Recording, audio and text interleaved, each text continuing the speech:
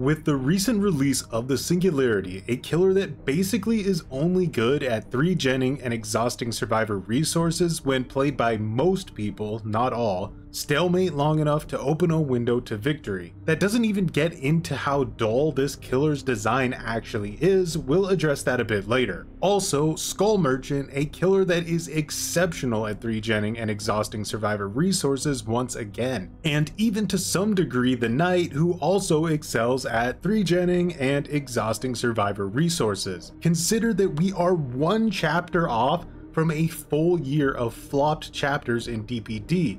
It is genuinely starting to feel like Behavior has run out of new and engaging ideas for killer design. We left that strong anti-loop killer design and replaced it with really long drug out matches where gens have taken center stage in a really unhealthy way on both sides. Overbrine got nerfed because the problem became so prevalent with certain killers, especially the latest 3 original ones. However, it's still their primary playstyles in 9 out of 10 games, and for the one game they don't try to 3gen, they pretty much always lose. Behavior is aware of this too, because face camping and 3genning are two things they have said recently that they have actual plans to change at a base level in DBD, meaning the solutions aren't going to be perk related or anything like that. Now, before I go any further, every killer will have fans that adore them.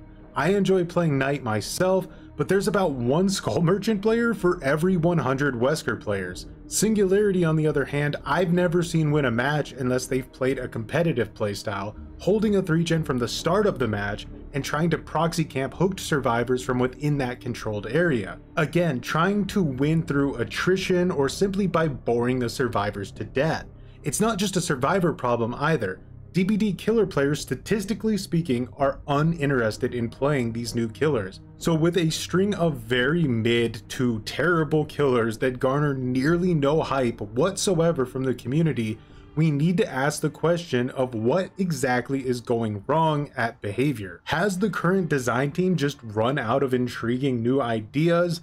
Did they genuinely not understand how to make an interesting killer to both play as and against? Is it possible they're starting to become limited by what DBD's 7-year-old spaghetti coding can even handle at this point? Or are Behavior's other projects cutting into the quality of new DBD content? It's not really possible to answer any of these questions 100% truthfully without insider knowledge, but a large portion of the DBD community has voiced concerns over what seems like a lack of quality control or current care about the game. Bland or at least very mid new chapters, balance choices that make no sense, like attempting to nerf Hillbilly and leaving other problematic killers completely untouched, nerfing perks into oblivion instead of giving them minor adjustments that keep them somewhat relevant, taking the time to do map graphic overhauls like with Red Forest, but not addressing any of the issues the community had with the maps in the first place, and in a lot of ways making it even worse with random clutter everywhere.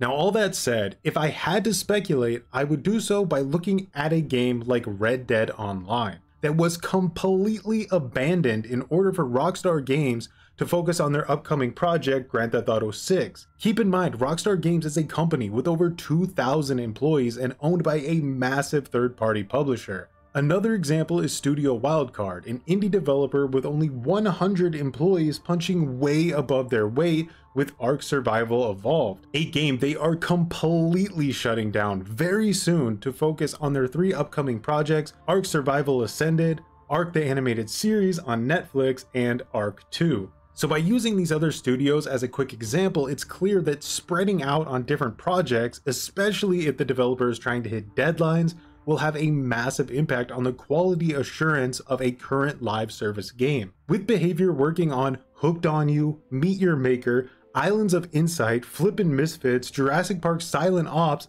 and Silent Hill Ascension, keep in mind that's all we know of, they surely have unannounced projects as well, plus they also do third-party work on other projects. There's also been confirmation from DBD employees that they worked on these other projects, which means they were at least to some degree pulled temporarily from active DBD development to work on entirely different projects.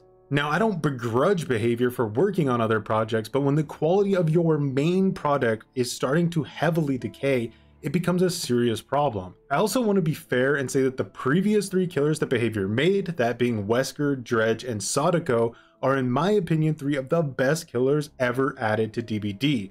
Yet that does make this sudden shift in chapter quality all the more noticeable. Another important aspect to put out there is just how much new content is being added to DBD. 3 new killers, 9 killer perks, 2 entirely new maps, multiple map reworks or graphical overhauls, soon to be 5 new survivors with a total of 15 new survivor perks, battle passes, a really awesome anniversary event in my opinion. I think Behavior really knocked it out of the park this year, and loads of new cosmetics, plus even more. So it's not to say that DBD is being entirely neglected necessarily, more than it feels like there may be a quantity over quality issue. How many DBD players are interested in playing the new killers? Very few. How many players are interested in the new perks that have been added? Again, very few.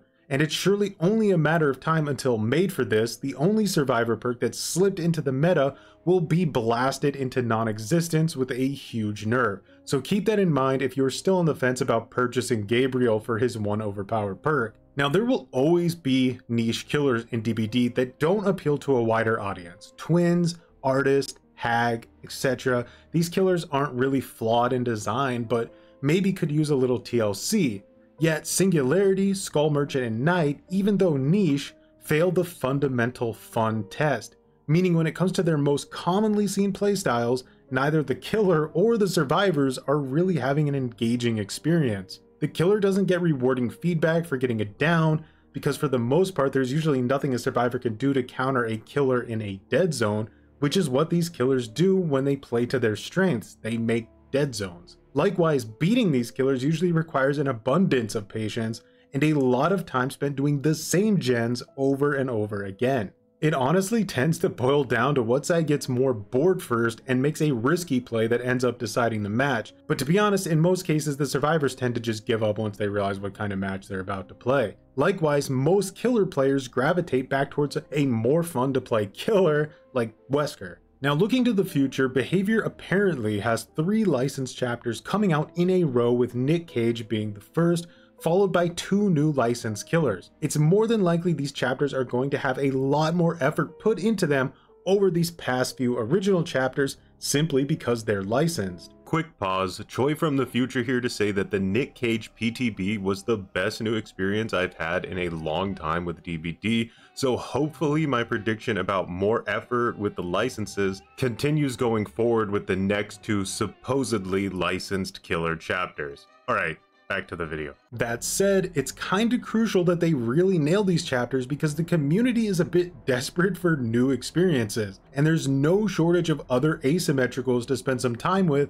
if Behavior keeps dropping the ball so spectacularly. Also, again, I know all 3 of these killers can be played in fun ways that have nothing to do with holding a 3-gen, and dedicated players can really use them in interesting, cool ways. But if 9 out of 10 games are 3-gen slogs, then it doesn't really change the reality of how unhealthy they are for the game overall outside of your personal experiences. Basically, if you truly believe they're well-designed killers, then I'm genuinely interested in your reasoning for why so few, literally almost nobody, plays them even when they're the fresh new killers in the game. Also, some content creators will surely disagree with me here because it's sort of our job to make these new killers look fun to play, so we try to come up with fun ways to use them, but again, that's not the reality for the majority of the player base. Generally speaking here, in my opinion, Singularity is not well designed. It's not because he's a super weak killer or really anything like that. It's just that he's simply got too much going on with his power that, funny enough, doesn't really amount to anything other than breaking pallets and vaulting windows faster. It feels very artificial and not well thought out at all. Likewise, Skull Merchant is just disgusting. She completely reduces the survivor players to AI. They have pretty much no impact on the outcome of the game if the Skull Merchant player knows what they're doing. Now you could make the argument that's how it should be in a 4v1 game, but the problem here is that Skull Merchant doesn't need to use any actual game skill. It's like going into a match, winning automatically because you know 2 + 2 = 4. She's definitely the least well thought out killer in DBD history and needs some sort of redesign or rework. plus her lore is just awful, dear god. Night, on the other hand, is more manageable now that Overbrine was nerfed. I think with the upcoming camping and 3-genning fixes, he should at the very least be in a decent enough niche spot. Obviously though, these base game changes to camping 3-genning are going to encourage or force even more tunneling if there's no compensation for the killer side, but we'll cross that bridge when we come to it because it's a completely other topic. On the last note, I'm curious on your experiences with DBD recently. I've been playing a pretty good amount of the Awesome Anniversary event, and it does seem like about 50% if not more of my matches have just become Wesker at this point. So are we doomed to having Wesker by daylight for the foreseeable future, or will the next chapters finally be solid enough experiences once again that actually gets the community excited? What do you want to see? Let me know, and as always, thanks for watching and have a good one.